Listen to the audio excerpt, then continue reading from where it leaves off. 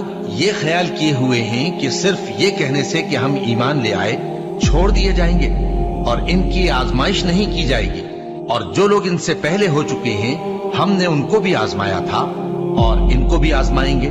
सो अल्लाह उनको जरूर मालूम करेगा जो अपने ईमान में सच्चे हैं और उनको भी जो झूठे हैं। क्या वो लोग जो बुरे काम करते हैं ये समझे हुए हैं कि ये हमारे काबू से निकल जाएंगे? जो फैसला ये करते हैं बुरा है। जो शख्स अल्लाह की मुलाकात की उम्मीद रखता हो तो अल्लाह का मुकर्रर किया हुआ वक्त जरूर आने वाला है और वो सुनने वाला है, जानने वाला है। और हम किसी कदर खौफ और भूख और माल और जानों और मेवों के नुकसान से तुम्हारी आजमाइश करेंगे। और सब्र करने वालों को बिशारत सुना दो कि उन लोगों पर जब कोई मुसीबत वाक़ई होती है तो कहते हैं कि हम अल्लाह ही का माल हैं और उसी की तरफ लौट कर जाने वाले हैं। यही लोग हैं जिन पर इनके परवरदिगार की इनायतें हैं और खुसूसी रहमत भी है और यही सीधे रास्ते पर है। और ऐ पैगंबर, हमने तुमसे पहले किसी आदमी को बकाए दवाम नहीं बख्शा। भला अगर तुम मर जाओ तो क्या ये लोग हमेशा रहेंगे?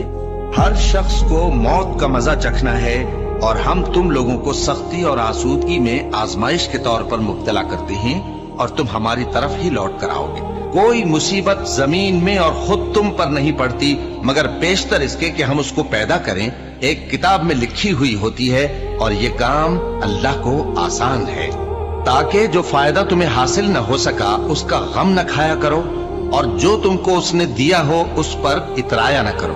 और अल्लाह किसी इतराने और शेखी बगाड़ने वाले को दोस्त नहीं रखता। और हमने तुम्हें एक दूसरे के लिए आजमाइश बनाया, क्या तुम लोग सब्र करोगे? और तुम्हारा परवरदिगार तो देखने वाला है। ए अहले ईमान, तुम्हारे मालो जान में तुम्हारी आजमाइश जरूर की जाएगी और तुम अहले किताब से और उन लोगों से जो मुशरिक हैं बहुत सी ईजा की बातें सुनोगे। तो अगर सब्र और परहेजगारी करते रहोगे तो ये बड़ी हिम्मत के काम है। क्या ये देखते नहीं कि ये हर साल 1 या 2 बार बला में फंसा दिए जाते हैं, फिर भी तौबा नहीं करते और न नसीहत हासिल करते हैं। और जो मुसीबत तुम पर वाक़ई होती है सो तुम्हारे अपने करतूतों से, और वो बहुत से गुनाह तो मुआफ कर देता है।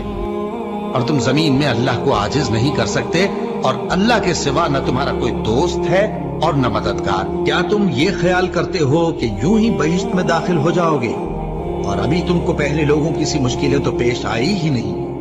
उनको बड़ी बड़ी सख्तियां और तकलीफें पहुंची और वो सऊबतों में हिला हिला दिए गए।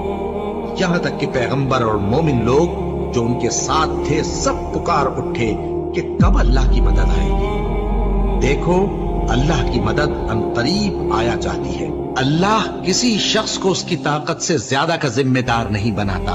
अच्छे काम करेगा तो उसको उनका फायदा मिलेगा, बुरे करेगा तो उसे उनका नुकसान पहुंचेगा। ऐ परवरदिगार, अगर हमसे भूल या चूक हो गई हो तो हमसे मुआवजा न कीजियो। ऐ परवरदिगार, हम पर ऐसा बोझ न डालियो जैसा तूने हमसे पहले लोगों पर डाला था। ऐ परवरदिगार, जितना बोझ उठाने की हम में ताकत नहीं उतना बोझ हम पर न रखियो।